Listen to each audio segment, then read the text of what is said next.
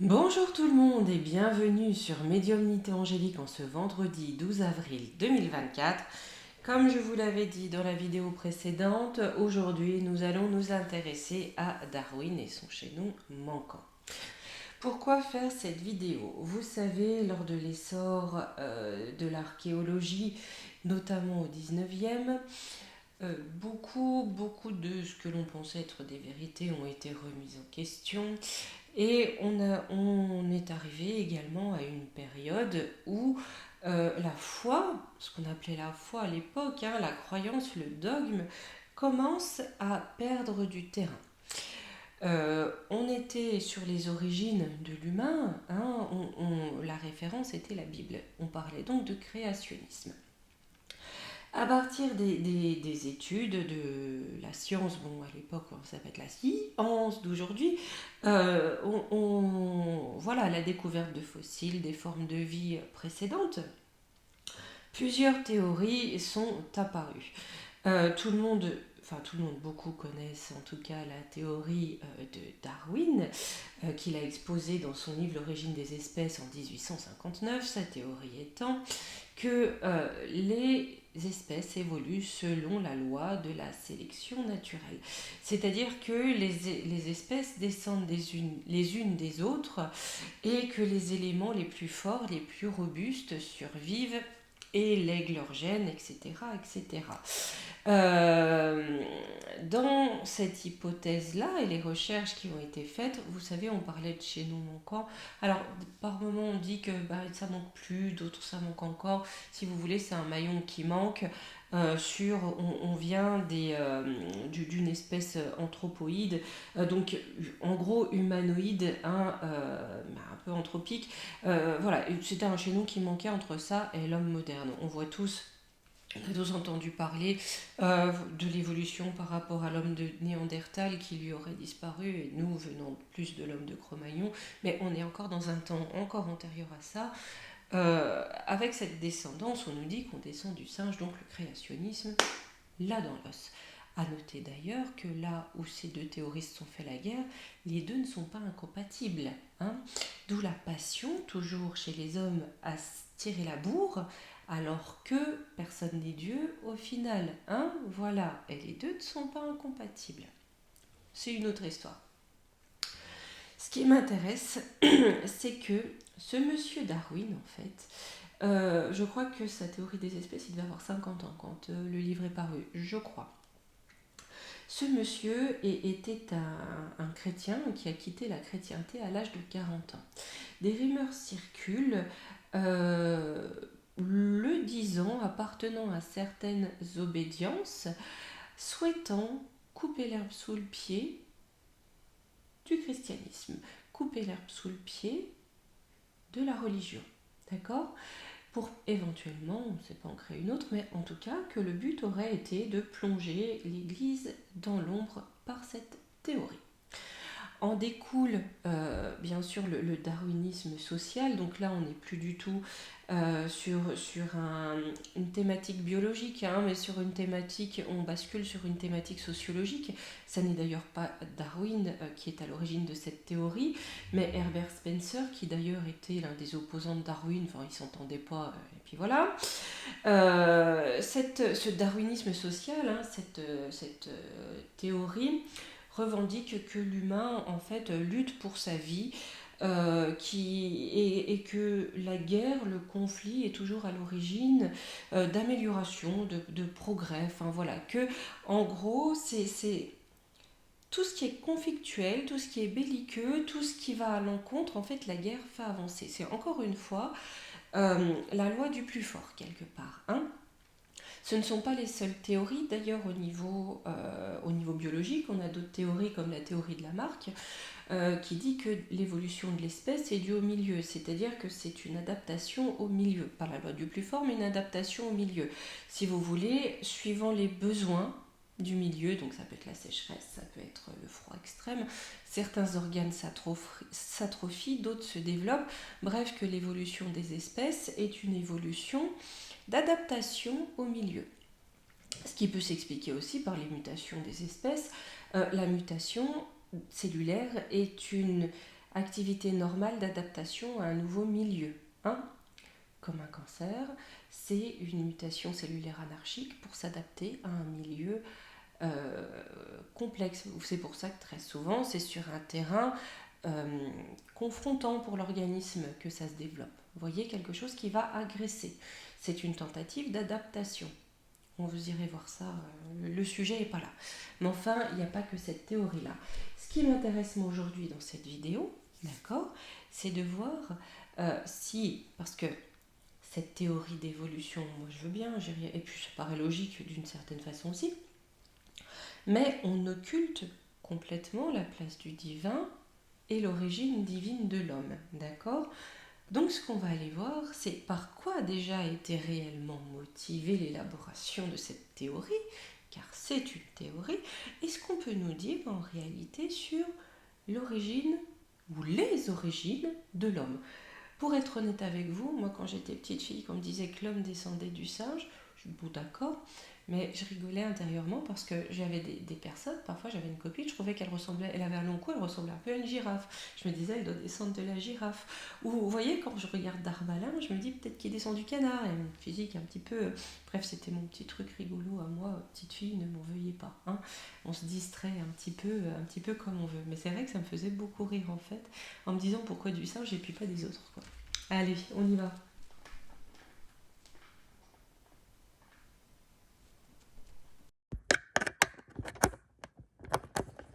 Hop, allez, on est parti. On essaie de pas mettre trop de bazar. Voilà, et on y va. Allez. Étant donné que ça a été sujet à polémique, on va aller voir quel était le but recherché de cette théorie initiale de Darwin. Parce que il y a aussi une polémique qui dit qu'en fait cette théorie ne serait pas de lui, mais je crois de son grand-père ou je sais pas quoi. Bref, il y a tout. Vous pouvez aller regarder. À l'époque, il y avait eu, à l'époque de Méta TV, il y avait eu une émission extrêmement intéressante là-dessus. Si vous la retrouvez, je sais pas si elle existe encore sur YouYout, hein, parce que on a une purge extraordinaire de tout ce qui peut être intéressant sur YouYout. Allez regarder, c'était quand même assez intéressant. Je dis pas vrai, mais intéressant en tout cas de se poser la question, car oui, l'intérêt est de se questionner. Hein. Allez.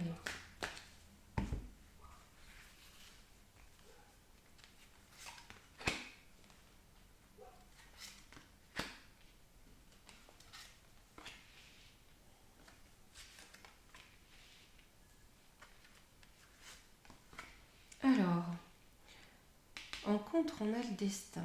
Peut-être qu'au départ, il était dans un destin qui n'était pas favorable, je dirais. Peut-être qu'il était en mauvaise passe d'une façon professionnelle. Vous voyez, ici, j'ai la chute sociale. La fatalité, mauvaise direction, peut-être que socialement et ou professionnellement, ce monsieur s'en sortait pas trop. Hein. Et étant donné qu'il ne s'en sortait pas trop, peut-être qu'il a mis de nouvelles connexions, de nouvelles obédiences, de nouvelles appartenances, de nouveaux liens avec Vénus ici. Hein. Avec le feu, on est dans la création avec le feu, dans l'animation, dans ce qui va animer aussi. Hein, on parle de feu intérieur. Peut-être que pour lui, sans dire que c'est faux, c'est vrai ce qu'il dit, puisque là, ça n'a rien à voir. On est à une époque, en tout cas, le point de départ, c'est que pour lui, professionnellement, certainement, ça se passait pas tip-top niveau, voyez-vous, et que là, il avait besoin d'amener quelque chose de nouveau, d'accord, de créer quelque chose de nouveau pour pouvoir s'accomplir, ou en tout cas pour pouvoir avoir une perspective d'avenir.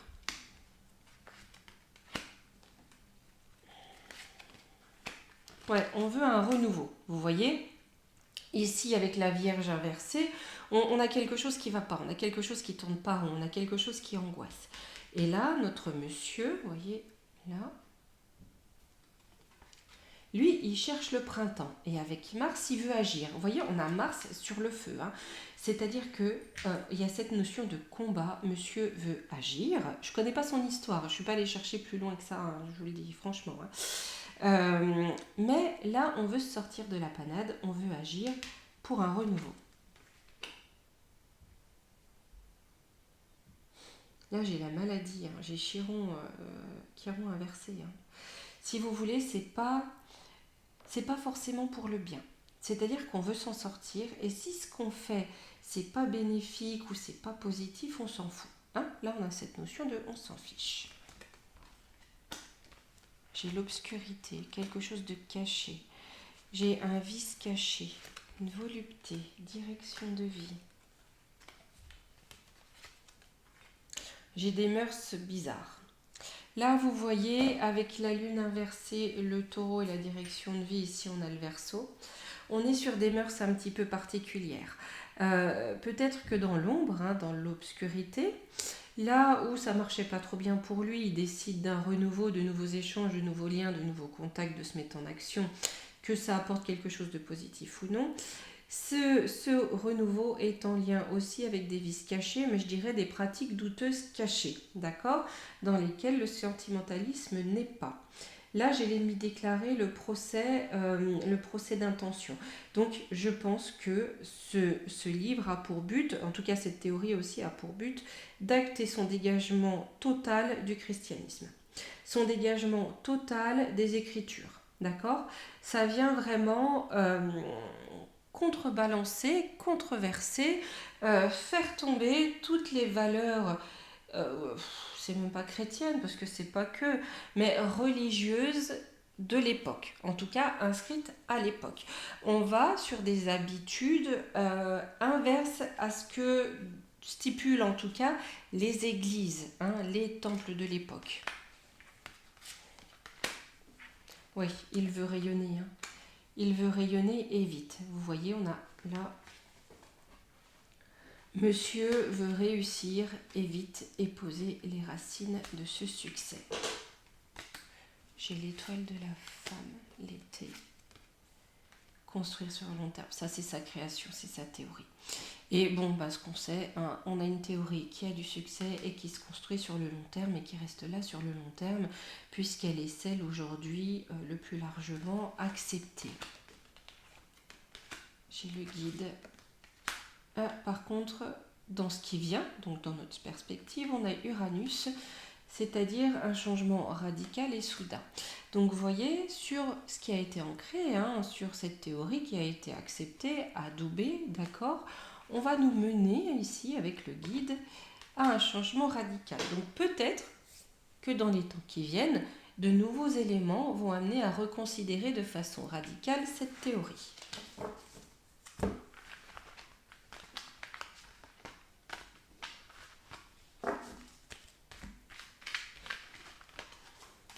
Surtout quand on n'est pas obtus,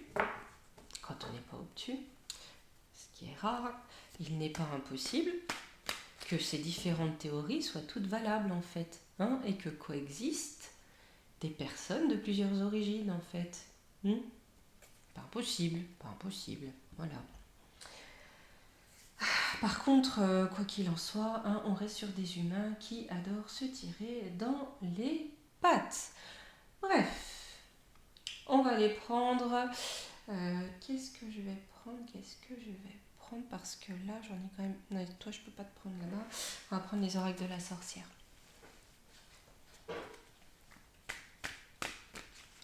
Les oracles de la sorcière, je vais demander ce qu'elle peut nous dire sur la ou les origines réelles de l'humanité.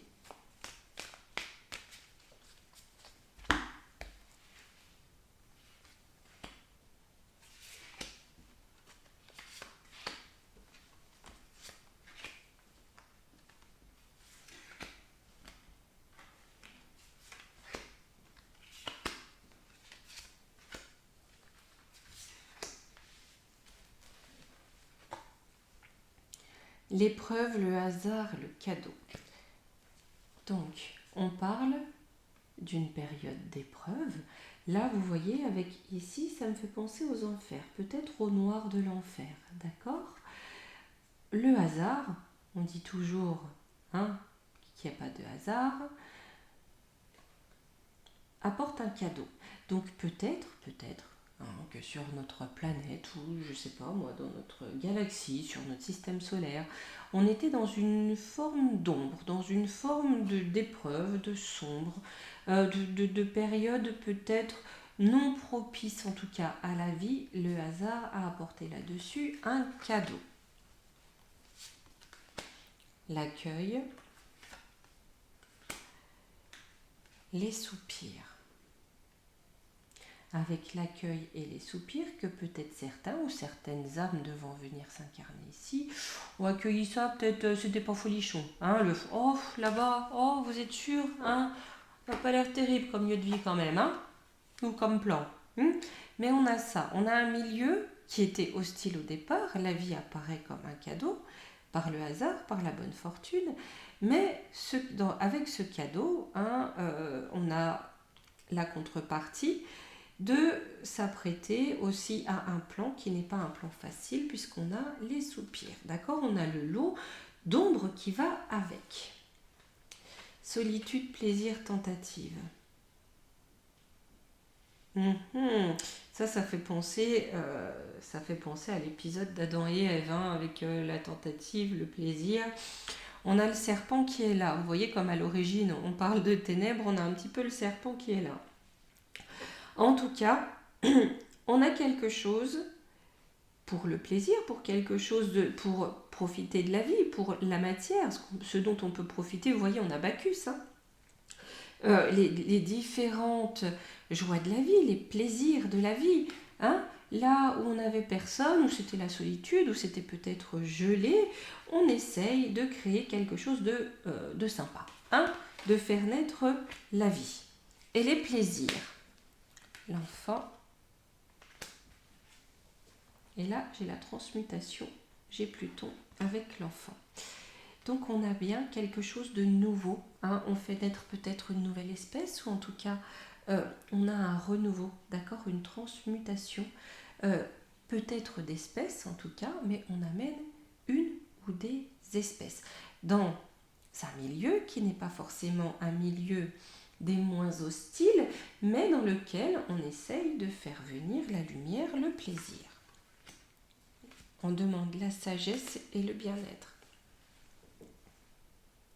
Donc là, on nous dit que dans une atmosphère qui au départ était plutonienne, hein, et Pluton est là un petit peu de l'ordre des enfers, on essaie d'amener quelque chose de plus positif, d'amener une nouvelle espèce, d'amener l'homme, pour qu'il transforme tout ça, pour amener sur cette planète des notions de sagesse et de bien-être. Sorcier, communication, l'aide. Pour amener ça, il était censé y avoir des sorciers, des personnes qui allaient faire le lien pour comprendre ces messages-là. Vous voyez ? Pour comprendre ces messages et aider l'humain, cet enfant, ce petit enfant, à aller vers la sagesse et le bien-être. Mais j'ai de la captivité avec l'équilibre, mais on a retenu captif ce petit enfant, cet être humain, pour l'équilibre, pour que le côté là puisse garder une place. Là, on est quand même sur une... Enfin, bon, c'est les oracles de la sorcière, donc c'est pas étonnant. Mais on nous parle quand même d'une origine bien spirituelle, hein. J'ai les époux, le mystère, la limitation. On nous dit que les vrais créateurs, parce que là on a les époux, ceux qui se sont unis pour créer cet enfant, hein, voilà, cet humain qui vient peupler, qui doit amener la lumière sur un monde d'ombre, d'accord ? Ça doit rester un mystère, hein. Vous savez, le mythe de l'arbre de la connaissance, voilà, le mystère doit rester, d'accord ? On est limité par ce mystère. On ne doit pas connaître pour l'instant, ces deux parents, la provenance de cet enfant. Qu'est l'homme ? La fidélité, la famille. Pour que l'homme reste fidèle à sa famille humaine.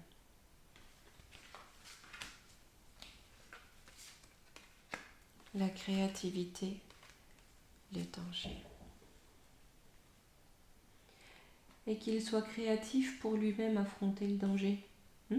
Qu'il trouve, qu'il crée lui-même des solutions, des richesses pour sauter au-dessus du serpent, pour dépasser le serpent.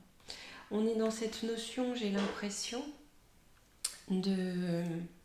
d'éducation, le terme n'est pas vraiment là, mais voyez que c'est comme si, ici on disait que la création, que peu importe l'évolution, mais l'homme moderne tel qu'il est aujourd'hui est un enfant dont on ne doit pas connaître l'origine extérieure, parce qu'il doit rester fidèle à sa famille humaine, il doit s'ancrer sur ce plan qui n'est pas forcément un plan des plus faciles à vivre, parce qu'il doit apprendre à sauter au-dessus du serpent, à écarter lui-même le danger, à se responsabiliser face au serpent.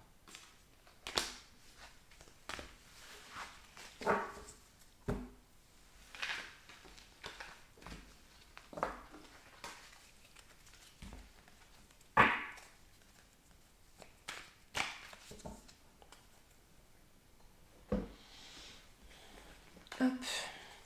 Étant donné qu'on a demandé concernant la théorie de l'évolution, la théorie de l'évolution des espèces, on va demander, j'ai pris la voie des anges parce qu'il n'y a pas de raison, il faut confronter toutes les théories, la théorie purement créationniste. On va demander ce qu'on peut nous dire sur cette théorie purement créationniste, donc que ce soit par Dieu avec le mythe d'Adam et Ève, qui a été d'ailleurs repris. C'est un mythe ancien, je crois que... j'ai oublié le nom du livre. Il y a un livre qui parle très bien du fait que la Genèse ait été reprise en fait, que ce soit vraiment de la reprise. Pour d'autres, il y a une origine extraterrestre, peu importe, d'accord? Mais on est dans le créationnisme. Donc on va aller questionner, est-ce que d'une certaine façon, on a du... Même si les oracles de la sorcière étaient là-dessus, mais c'est très spirituel, Les époux, ça peut être des entités purement spirituelles, purement immatérielles. Ça peut être des énergies, d'accord? Là, on va demander au niveau du créationnisme. Est-ce qu'on peut nous dire?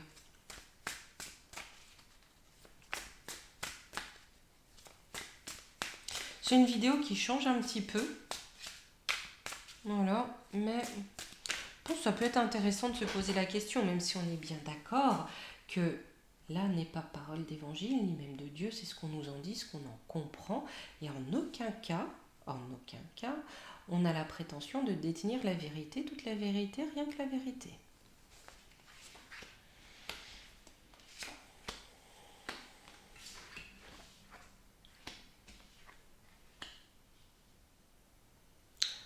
D'accord. Par rapport à cette notion de créationnisme, là ce que nous dit la voix des anges, c'est qu'en fait avant on était sur un monde mort. Peut-être qu'il y a eu la fin d'un monde, d'une autre humanité, un chaos, qu'un chaos a régné et qu'il a fallu amener quelque chose de nouveau. Vous voyez, il y a la cigogne qui porte le bébé, d'accord ? Étant donné qu'on était sur un chaos, ou une planète peut-être chaotique, il a fallu amener un nouveau projet. L'homme étant ce nouveau projet. Parce que là, on a quelque chose, peut-être un cycle, peut-être d'autres formes de vie que la forme humaine qui était là, mais ça a fini par un chaos, on a amené quelque chose d'autre. C'est rassurant parce qu'on dirait que le quelque chose d'autre essaie de suivre le même chemin. Bon. Alors, j'ai le recommencement et récolte pour nous, donc pour l'être humain, pour se débarrasser, punaise, de la spiritualité. Il y a quelque chose qui recommence. C'est-à-dire qu'on a à la fois, on a à nouveau une énergie de chaos. Là, c'est pour nous, c'est pour l'homme, puisque le consultant, on est en train de questionner l'humain, d'accord? Donc, on a cette force-là qui est à nouveau à l'œuvre aujourd'hui, ok? Pour enlever toute spiritualité et ramener ce chaos-là. Donc, peut-être cette force sombre, mais elle va être gelée. Cet enfant, dans les cartes, là, on nous montre vraiment l'être humain comme un enfant. Ça ressort toujours comme l'enfant. C'est rigolo, hein? Vous voyez, cette force sombre, elle va être gelée par l'enfant, par l'humain.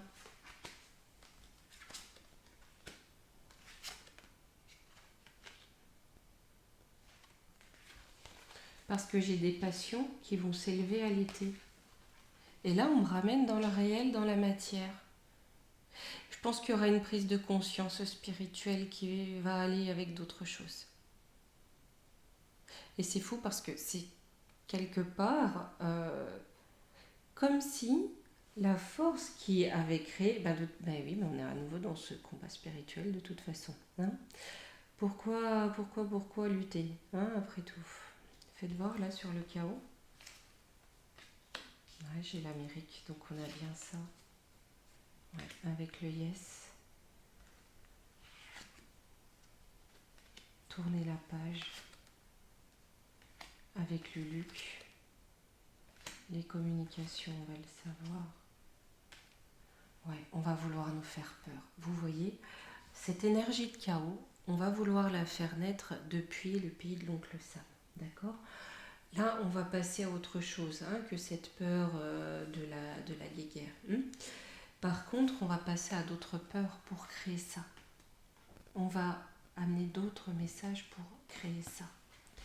Faites voir ici. J'ai la force. Secret, mensonge. Là, en tout cas, on nous dit que par rapport à cette notion, parce que là, ça va dans cette notion, si vous voulez, de créationnisme, mais de créationnisme et destructionnisme, quelque part, j'ai envie de dire, voyez-vous, c'est une forme de néologisme, mais voilà. C'est-à-dire que là, on a une force qui crée. Ici, on parle pour l'heure d'une force qui veut détruire justement ce qui a été créé, en passant par une peur énorme. Seulement, ce qui a été créé, cet enfant ici, il a la force de vaincre les obstacles et il l'aura de plus en plus parce qu'il va pouvoir discerner le secret, le mensonge. Et on lui ment sur sa force. Mais c'est fou, ça me parle de ça.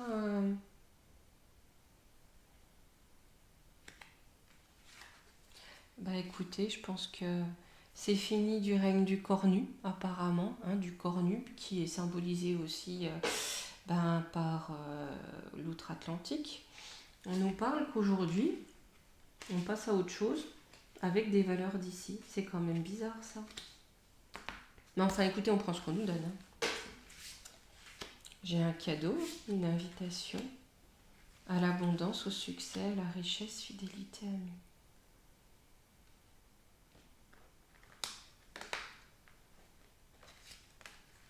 Tranquillité, paix, distance. C'est quand même étrange.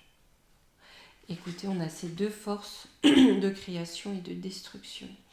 Et j'ai l'impression que la force de destruction en présence, qui, de ce que j'en comprends, devrait être là pour détruire cette humanité qui va au chaos, ce qui a déjà apparemment été le cas avant, et on a dû recréer, il y a un terme qui est mis à cette destruction.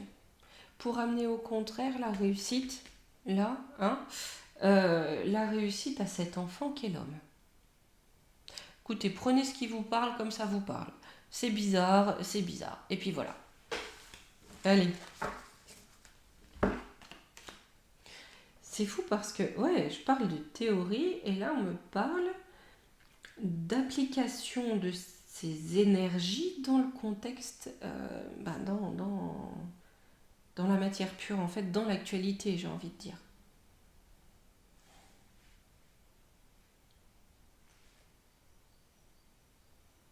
Il y a aussi une purification de la spiritualité de l'homme, débarrassé de tout ce qui peut être, vous voyez, anodin, enfin quand je dis anodin, de tout ce qui peut être un peu vicieux.